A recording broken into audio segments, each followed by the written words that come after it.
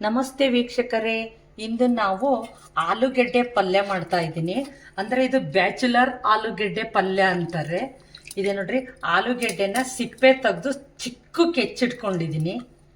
ಆಲೂಗೆಡ್ಡೆ ಇದಕ್ಕೆ ಏನೇನು ಬೇಕು ಅಂದರೆ ಒಗ್ಗರಣೆ ಹಾಕಲಿಕ್ಕೆ ಸಾಸಿವೆ ಮತ್ತು ಜೀರಿಗೆ ಬೇಕಾಗುತ್ತೆ. ಅದೇ ರೀತಿ ಕರಿಬೇವು, ಒಂದು ಈರುಳ್ಳಿ, ಒಂದು ಟೊಮೊಟೊ, ಕೊತ್ತಂಬರಿ ಸೊಪ್ಪು, ಖಾರದ ಪುಡಿ, ಅರಿಶಿಣದ ಪುಡಿ ಮತ್ತು ಉಪ್ಪು, ರುಚಿಗೆ ತಕ್ಕಷ್ಟು ಎಣ್ಣೆ. ಇಷ್ಟು ಆ ಬ್ಯಾಚುಲರ್ ಆಲೂಗಡ್ಡೆ ಪಲ್ಯಕ್ಕೆ ಬೇಕಾಗುವಂತಹ ವಸ್ತುಗಳು. ಈಗ ಸ್ಟವ್ನ ಆನ್ ಮಾಡ್ಕೊಳ್ತಾ ಇದ್ದೀನಿ. ಒಂದು ಬಾಣಲೆಯನ್ನು ಇಟ್ಟಿದ್ದೀನಿ.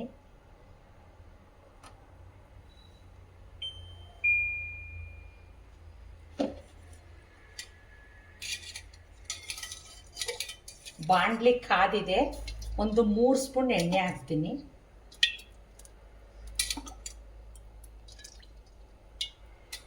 ಎಣ್ಣೆ ಒಂದು ಸ್ವಲ್ಪ ಹೊತ್ತು ಕಾಯಬೇಕು. ನೋಡಿ ವೀಕ್ಷಕರೇ, ಎಣ್ಣೆ ಕಾದಿದೆ. ಸ್ವಲ್ಪ ಕಡಲೆಬೇಳೆ ಹಾಕ್ತಿದ್ದೀನಿ. ಇದು ಆಪ್ಷನ್ನಲ್ಲಿದೆ. ಸ್ವಲ್ಪ ಜೀರಿಗೆ, ಸ್ವಲ್ಪ ಸಾಸಿವೆ, ಕರಿಬೇವು,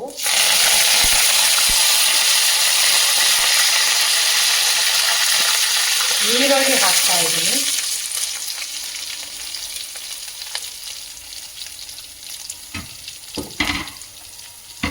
ಈರುಳ್ಳಿ ಚೆನ್ನಾಗಿ ಕಂದಬೇಕು.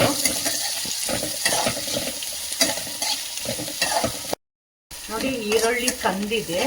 ಈ ಸಂದರ್ಭದಲ್ಲಿ ಟೊಮೊಟೊ ಹಾಕ್ತಾ ಇದ್ದೀನಿ.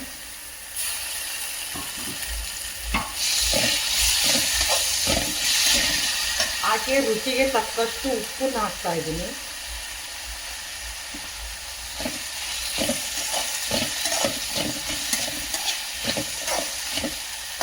ನಂತರ ಅರಿಶಿಣದ ಪುಡಿ,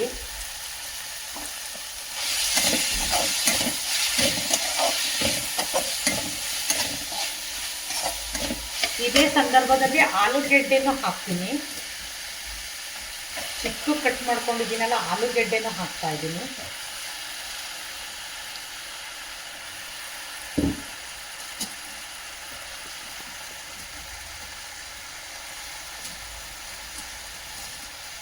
ಇದನ್ನ ಚೆನ್ನಾಗಿ ಎಣ್ಣೆಯಲ್ಲಿ ಕಂದಿಸ್ಬೇಕು ಆಲೂಗೆಡ್ಡೆನ.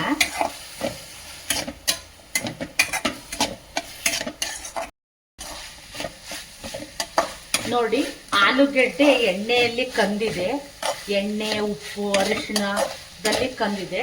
ಈ ಸಂದರ್ಭದಲ್ಲಿ ಸ್ವಲ್ಪ ಖಾರದ ಪುಡಿ ಹಾಕ್ತೀನಿ. ಖಾರದ ಪುಡಿ ಹಾಕಿ ಚೆನ್ನಾಗಿ ತಿರುಗಿಸ್ಬೇಕು. ಈಗ 1 ಗ್ಲಾಸ್ ನೀರನ್ನು ಹಾಕಬೇಕು. ನೀರನ್ನು ಹಾಕಿ ಒಂದು ಪ್ಲೇಟ್ ಮುಚ್ಚಿ ಬೇಯಕ್ಕಿಡಬೇಕು. ನೋಡಿ ವೀಕ್ಷಕರೇ, ಬ್ಯಾಚುಲರ್ ಆಲೂಗಡ್ಡೆ ಪಲ್ಯ ರೆಡಿಯಾಗಿದೆ. ನೋಡಿ, ಈ ಸಂದರ್ಭದಲ್ಲಿ ಕೊತ್ತಂಬರಿ ಸೊಪ್ಪನ್ನ ಹಾಕಬೇಕು.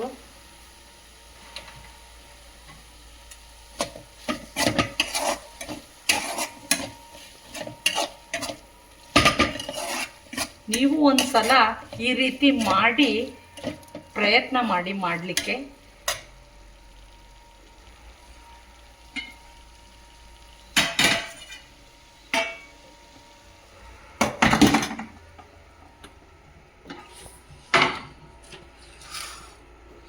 ನೋಡಿ, ಬ್ಯಾಚುಲರ್ ಆಲೂಗಡ್ಡೆ ಪಲ್ಯ ರೆಡಿಯಾಗಿದೆ ಸವಿಯಲು.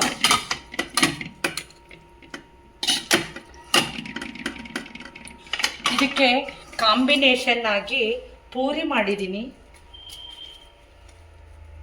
ನೋಡಿ, ಪೂರಿ ಮಾಡಿದ್ದೀನಿ ಕಾಂಬಿನೇಷನ್ ಆಗಿ. ವೀಕ್ಷಕರೇ, ನಾನು ಮಾಡಿದಂಥ ಬ್ಯಾಚುಲರ್ ಆಲೂಗೆಡ್ಡೆ ಪಲ್ಯ ಮತ್ತು ಪೂರಿ ಕಾಂಬಿನೇಷನ್ ನಿಮಗೆ ಇಷ್ಟವಾಗಿದ್ದರೆ like, comment, share, subscribe my channel. Thank you.